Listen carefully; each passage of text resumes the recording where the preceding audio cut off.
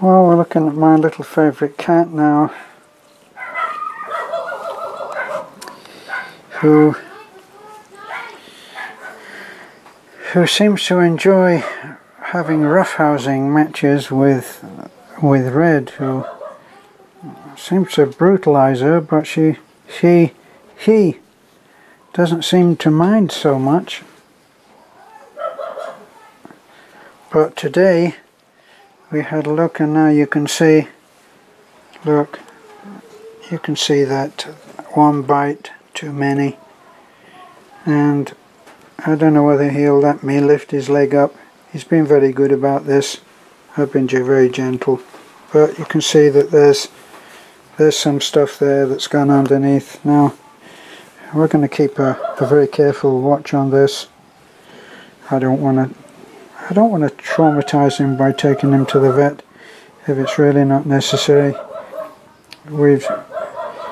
He's cleaned it up himself, and we've taken a look at it so that we can tell what is happening. But you can see that he did have a bite there, but he's trusting me well to take care of him, and that obviously is a bite on both sides.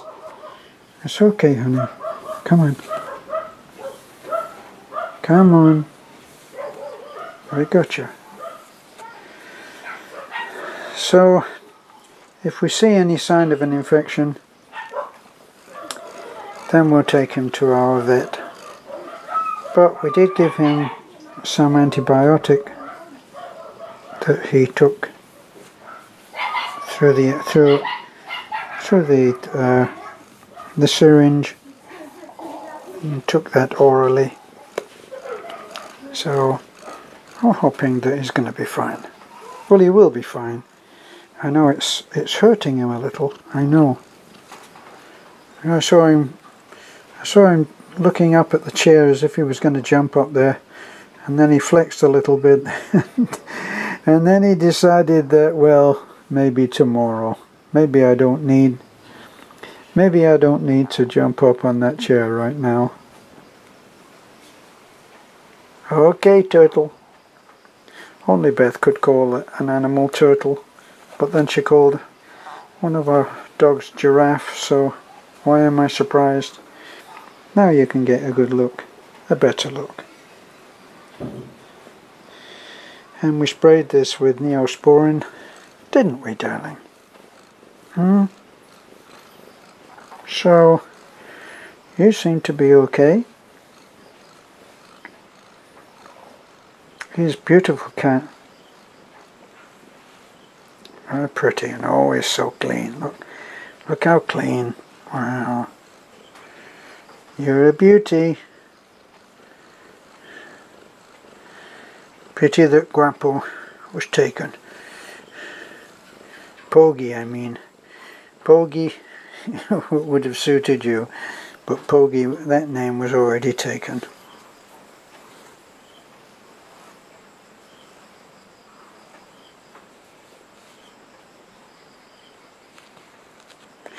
And we just had a very calm walk along the road there. I walked Lorraine and Dat up to their turn off and saw them on their way, and then came back, and I just had the two dogs with me tonight. Beth didn't come, so the rest of the dogs that would rather be here with Beth stayed, and I took two of the dogs. It doesn't take much to set them off, as we found on other occasions when we've been walking, and we've taken Basher. Now Basher is the one. Basher can be a troublemaker, and as soon as we got back, it started off play and then developed into a fight, but it was over very quickly.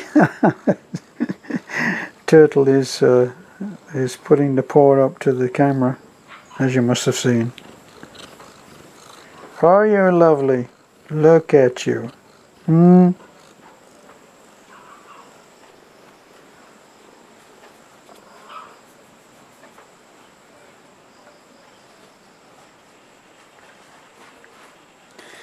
Now he doesn't mind sitting on the lap. See, look, he's quite happy here on my lap. And he loves to have the attention. If you want to make a cat captive, you just stroke him here. They love to be stroked here. That and on the base of the tail, which I can't get to right now. All the usual places behind the ears.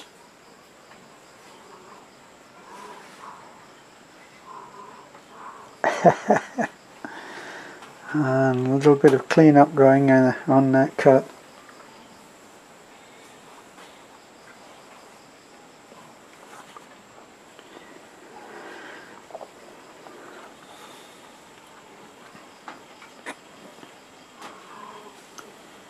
Now Turtle is normally quite boisterous and looks pretty well exactly like the mother pussycat, except for this patch here.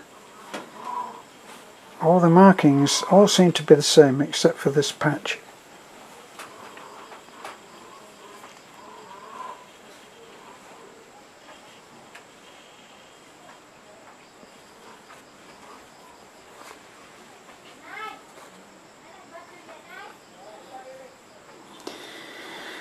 Okay, well, I think that's done it for my update on Turtle. For those of you who may be concerned about him, he'll be fine. Okay, you're going down. This is the spot I mentioned.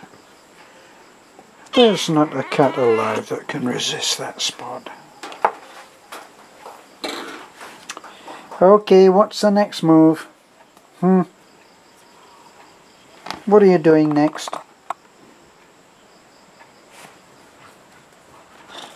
Come on, speak to me. Speak to me. Nope. No speaking tonight.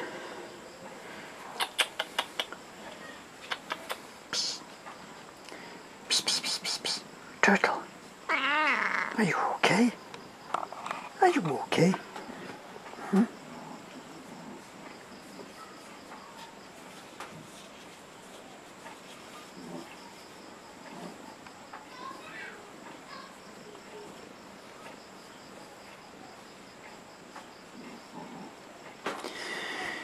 Now what could be more calming than having a conversation with a cat at the end of the day?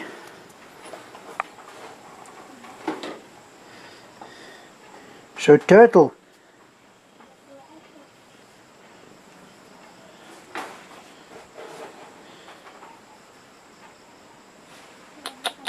psst. Psst. Psst, psst, psst, psst. Psst, psst, psst. Yes. What? What else?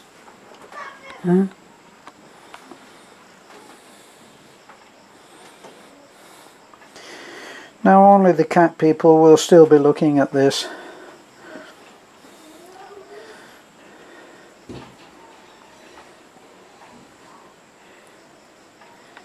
See, you can see that back leg is stiffening up a little bit on him. Look.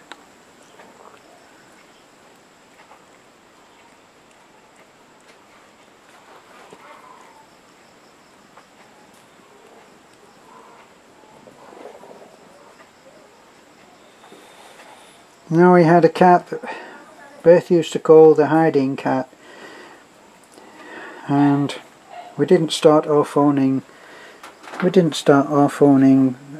the hiding cat. He sort of just arrived, and he used to have a little quality time with the pussycat. And then pussycat had a litter of kittens by him, and it was the most amazing thing to see, because they they were a real family, and he had the same markings as this, okay, but he was a little bit of a war cat. Come on.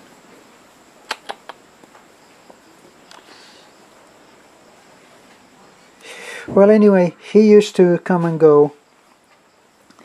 He used to come in, and he never came in the doorway. He would jump up, climb up the side of the wall, and come in the top of the house where there is a gap between the wall and the roof. And he would come in and he'd drop down onto the cooking area in Nanai's old house. And if you approached him, he would run away and hide. Hence his name, Hiding Cat. So Hiding Cat disappeared one day, and we never saw him for possibly a month or maybe even more. And we never saw him. And then one day he limped in through the door, unusual for him, and then we found out why. He had a broken leg, and one of his back legs was broken, and he was dragging it along, and he must have dragged it some distance because the paw, obviously the top of the paw was being dragged along like this, and it was the fur was worn out and it was bloody. And we wondered, back then there was no vet in town, so we're on our own. And mustering up what little I knew from my old days in my coal mining training, which part of that training was in first aid and how to set a splint. So said, well, Hiding Cat needs a splint. So we cut some small pieces of bamboo. We had very little in the way of first aid stuff, so there was nothing fancy. We had a little bit of bandage. We bandaged it onto the leg, and looking at Turtle's leg now, if you look at the leg here, the break was in here somewhere, and all of this was a mess. So we cleaned him up as best we could. Now, I think it is true that cats do know if you're trying to help them. Well, animals know if you're trying to help them, and they'll take a little bit of pain. I don't think they'll take a huge amount before they try to get away. But you can see that even Turtle now is allowing me to look at this wound. Too much. He's gone off. That's enough. So back to Hiding Cat. We bound him up for comfort. Put these splints in, two splints like this either side. Well, that was the leg. Here was the splint, and we bound it up. And then we knew that it was going to have to take some real punishment. So we finished off the job with black electrician's tape, which obviously was waterproof, and it immobilized the limb. And and Hiding Cat stumped around on that splinted leg for a while. He didn't leave home. He didn't leave home for quite a while, and then he disappeared, and then he came back, and he was dragging what was left of the splint. So he let me fix him up again, and didn't scratch and didn't bite, and I fixed him up again with a new splint. And time, over several weeks, we eventually just took the splint off, and he was fine. And then we had another little dog who had an adorable little puppy that we call Monkey. Well, Beth called him Monkey because he had this look about him that she said reminded her of a monkey. And we noticed very early on that his front, now I'm no great anatomist on dogs, okay, so if I say his ankles, then you'll know what I mean. I'm not going to say his wrists, but his ankles, okay? And where the dog would normally put down like that and be able to, on the heel, right, would be able to support himself, this didn't work. This joint just didn't work, and it went over like this. So,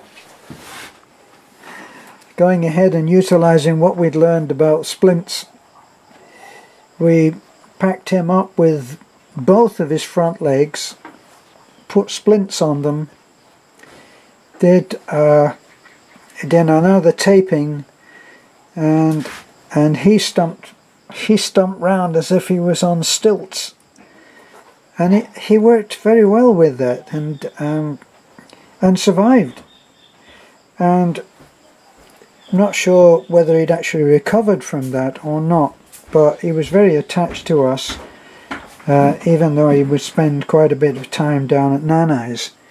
But Monkey, we left Monkey with Nanai when we went to Luzon to pick up and drive back my old Volkswagen, which I had bought when I first arrived in the Philippines. Anyway, we went up there and we were away for 2 weeks.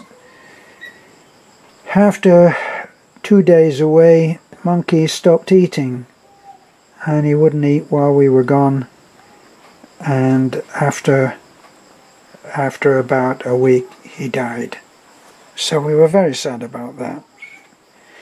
But anyway, it's a farm, and we live much closer to life and death than do people in the West, where they have an animal and it lives in the house and it has pillows at night and is generally treated like almost like a child, and enjoys a different kind of a relationship, you know.